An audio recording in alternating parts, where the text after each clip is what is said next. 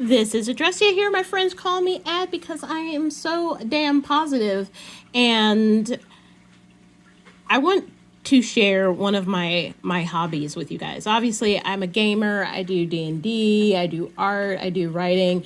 I do a lot of things because I have ADHD, and that is how these brains work, right? So one of the hobbies I want to show you is Nalbinding. It's a kind of precursor to crochet. It's as the name sounds very Scandinavian. It's very much associated with Norse culture, Viking culture, and it's kind of coming into a renaissance. I don't quite know why. I imagine, it's got something to do with, all the cool Viking Renaissance stuff coming on. But it's actually something that is still practiced in the Scandinavian countries as one of the fiber arts.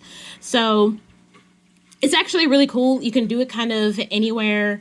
And if you need something to kind of chill you out, I know a lot of us nerds tend to be kind of like tense and we need some way to fidget or we need something to do. Nalbinding is really good. So how do you get started with Nalbinding? So I am making, for Christmas, these, I call them soap socks. It's really just kind of like a bag. The drawstring I made with the lucette, and I'll show you how to make those in another video. But as you can see, the rows are kind of going this way, or the stitches are kind of pointing this way, whereas in knitting, they kind of point like if this was knitted, it would look like this, but Nalbinding, it's actually kind of going this way. And instead of a series of loops with knitting and crochet, it's a series of knots. So with the soap sock, and I've got my little bar soap here, I've already got it wrapped up because this is a gift for someone. And you just slip it into the sock here. And now you can kind of use it as a washcloth, tighten this, and you can kind of, hang it. This is cotton, lilies, sugars, and cream. And I actually am using, when I did this, I had it doubled up so that the scrubbies were all throughout and not just, a roll of cotton, a row of scrubbing. But anyway, this is a really good starter project, and I can kind of give you an idea of how to get started. The hardest thing with Nalbinding in my honest opinion, is how do you get started? And that's because you kind of have to create your first loop or your first knot. So you've got your needle. I got this on Etsy, and I'll put the link in the description of where I got it from, as well as a really cool Facebook group, or is it a meta group? I don't even know. But this is a purplewood needle. It's pretty long, actually. I actually have a bone needle somewhere. My cats have probably hid it underneath a cabinet by now. That's a lot smaller, but this is a nice, sturdy needle, and you can make your own out of whatever you want. You just have to have a pointy end and an end to put the yarn. So feed that through just like you were about to sew something. And you have the end of your tail. So I'm going to show you how to get started with the Oslo stitch. I'm still learning a lot of the terminology, but basically what you're going to do is you're going to create your slip stitch. And I create my slip stitch by wrapping the yarn over my finger 3 times. And you can see I've got my tail here and I'm holding it with my thumb. And then I'm just going to, I like to pinch in between the space between my fingers and then work my fingers out. And then I rotate this whole assembly 90 degrees to the left or counterclockwise so that my working yarn is here, my tail is down, and I've got this kind of lasso loop situation going on right here. So once you get here, what you're going to do is you're going to take the tip of your needle and you're going to go in from the back. And now you have the needle with the loops, and you're going to rotate down. And now you can see an X gets formed, or a figure 8, or a Mobius, or whatever your preferred geometry shape is. And now there's an X. So what you want to do here and this is going to be the basis for your stitching, is you're going to want to put your thumb on that X so that these loops are now secured. You're going to want to bring your working yarn, which is the longest tail of yarn, so not this short bit, but this long bit here, that's still attached to the needle. You're going to bring that over your thumb. My thumbs are green, by the way, because I dyed my hair green. But you're going to want to bring that over here, because what's going to happen is that as you pull this needle through, holding on to this X so, you know, it's tight and it's not too loose, you're going to pull this through. And what you're going to see happen is that working yarn over the thumb is going to tighten. And because this length of yarn is about the length of my arm, it's going to take a minute. But now look at this. So now the working yarn is kind of behind this yarn right here, and it's loose. And I wish I could get this to kind of focus up a little bit, but it's not cooperating. Woo. Maybe if I put it closer. All right, so tail is here, it's in the back, and it's kind of not really attached to anything because we have those two loops, right? So sometimes I bring it forward, but most of the time you could just leave it back there. It's just, you're gonna work that in, and you see how you've got, this is through here, and then you've got your loop right here. And what is happening on the back of my thumb, because you're really using the pad of your thumb as a way to stabilize the yarn. So here you can kind of see that figure 8 is there, and you see that working yarn has kind of, you know, tied down that loop. So what we're going to do is we're going to use these loops in the back as the basis for the chain. So a chain is just a series of these stitches or loops. So I'm going to go ahead and pinch that back, stabilize it again. And I have this loop here. So where's this loop coming from? It's this loop right here. Okay. Don't worry about these other ones. They'll tighten up and you can work them in. The most important thing is that you have now a loop to start working with. Get that working yarn out of your way. Okay, so I have this loop now. This right here is what the start of every loop is going to look like. And again, you're really creating kind of like a series of knots. So with the Oslo stitch, what do we do? What do we do next? Well, the next thing we're going to do is we're going to do the same. We're going to, wait, no, yeah. Go in through the front. Okay, I've got my needle secured here. I'm going to twist it.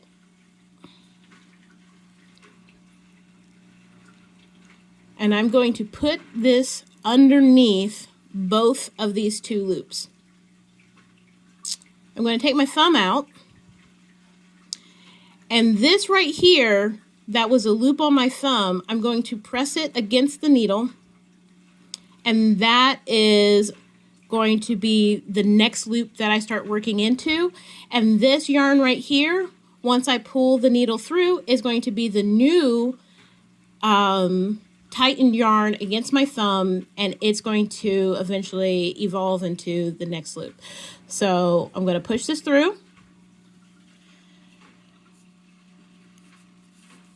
and I promise one day I'll get a better setup here, but hopefully this is a good start. Gotta start somewhere, right?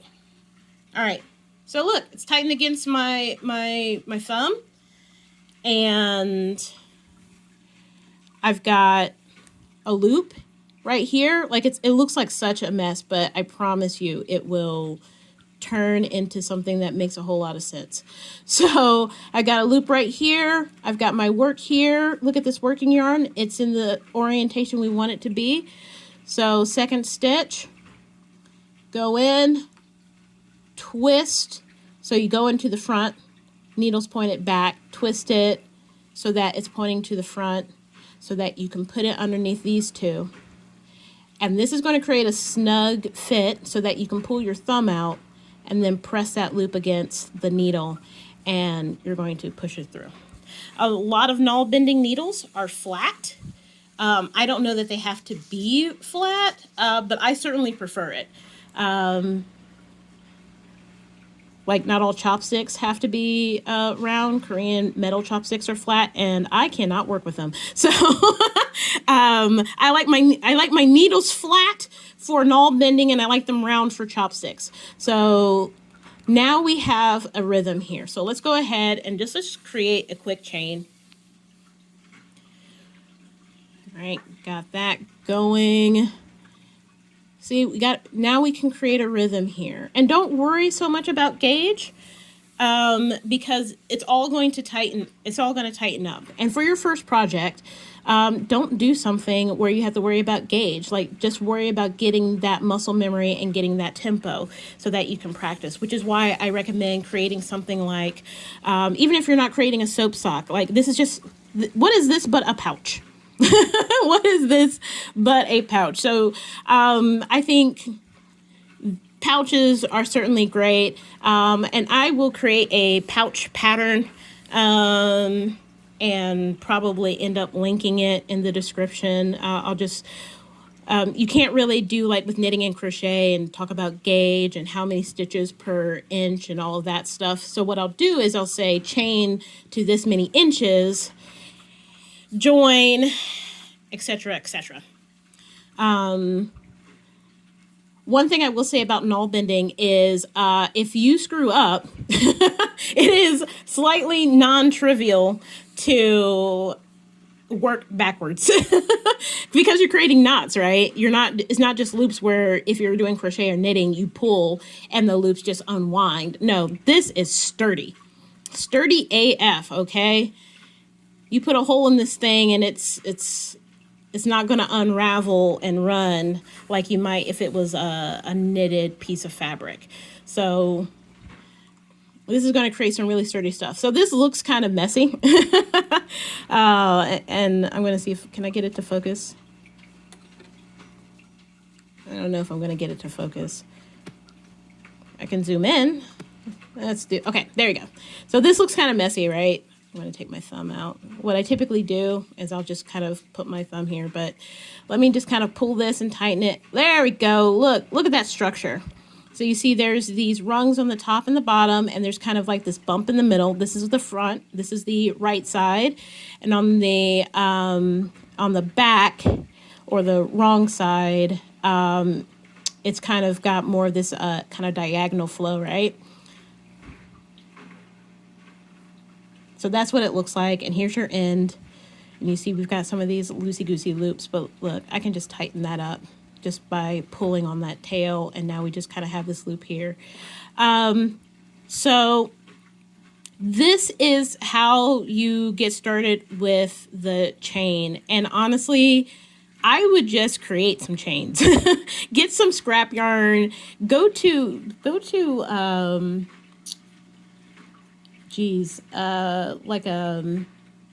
like a place where you can get salvage clothes, like Goodwill or St. Vincent de Paul's or something like that, and maybe get like a knitted item that you can unravel for some super cheap yarn. Or if you've got scrap yarn lying around, just create some chains. Or heck, just go out and get like a big old thing of cotton yarn that you don't care anything about, and just practice making that chain. And what I will do is I will have another video about how to join this.